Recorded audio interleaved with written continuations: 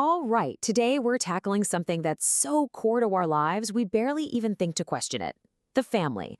But what happens when we find out that the picture of family we all have in our heads might be more of a myth than a reality?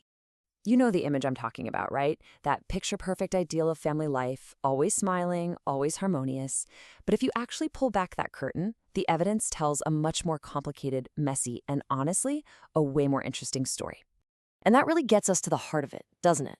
In our world today, a world that's changing by the minute, what actually makes a family?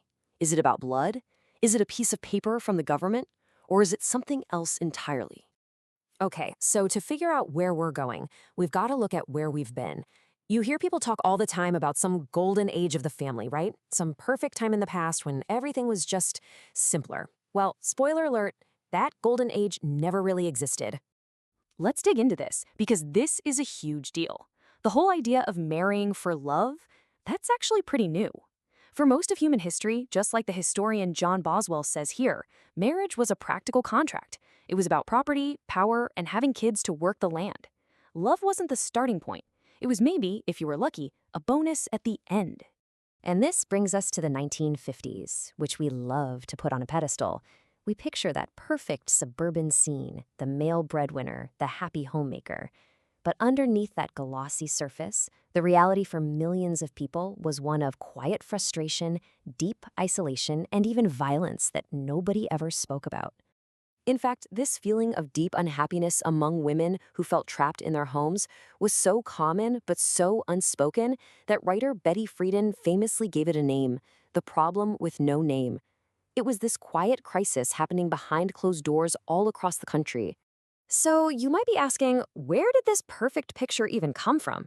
Well, for a long time, early sociology basically described the family as this flawless little unit that just worked. But in doing so, they were missing a huge piece of the puzzle: power. So the biggest theory for a while came from a sociologist named Talcott Parsons. His functionalist view was that the nuclear family, working dad, stay-at-home mom, was the perfect setup for modern industrial society. For him, it wasn't just one way to have a family. It was the essential foundation for a healthy society. But then, a wave of feminist critics came along and just blew that whole idea apart. They said, wait a minute, this so-called safe haven can also be a site of exploitation. They shined a light on all the unpaid housework, that famous second shift that women work when they get home from their actual jobs, and they exposed the dark side of power imbalances and abuse. And hey, this isn't just some old theory. The numbers back it up in a big way. Look at this. A 2018 study shows that women still do about 70% of the housework. Even with all the progress we've made, that gap just doesn't seem to close. And sometimes, the dark side is much, much darker than who does the dishes. 137. Just let that number sink in. According to the UN, that's how many women and girls around the world are killed by a member of their own family every single day. It's a shocking reminder that for way too many people, home is the most dangerous place they could be. So what's the big takeaway here? It's that the old school one-size-fits-all model of the family is completely broken. It just doesn't fit the real world. And that's why sociologists have totally changed their game. They've stopped asking what a family should be and started looking at what families actually do.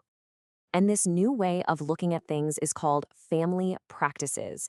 The idea is pretty simple. Stop worrying about the label and look at the actions. It's not about the marriage certificate. It's about the everyday stuff: making dinner together, helping with homework, taking care of someone who's sick, just being there. It's all about the doing of family. And you can see this incredible diversity in the numbers. I mean, just look at this data from England and Wales. The way people form households varies so much across different cultural groups. There's no single normal anymore. It's clear, concrete proof that there are countless ways to do family. Okay, so it's not just about who lives under one roof. The changes run way deeper than that. They're getting to the very core of our relationships. The nature of love itself is being completely rewritten as we speak. There's this fascinating idea from sociologist Anthony Giddens.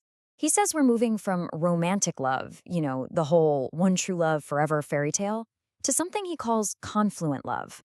Think of it as an active partnership, one that lasts only as long as it's making both people happy and fulfilled. It's not love for forever, it's love until further notice. Another thinker, Zygmunt Bauman, takes this a step further with his concept of liquid love.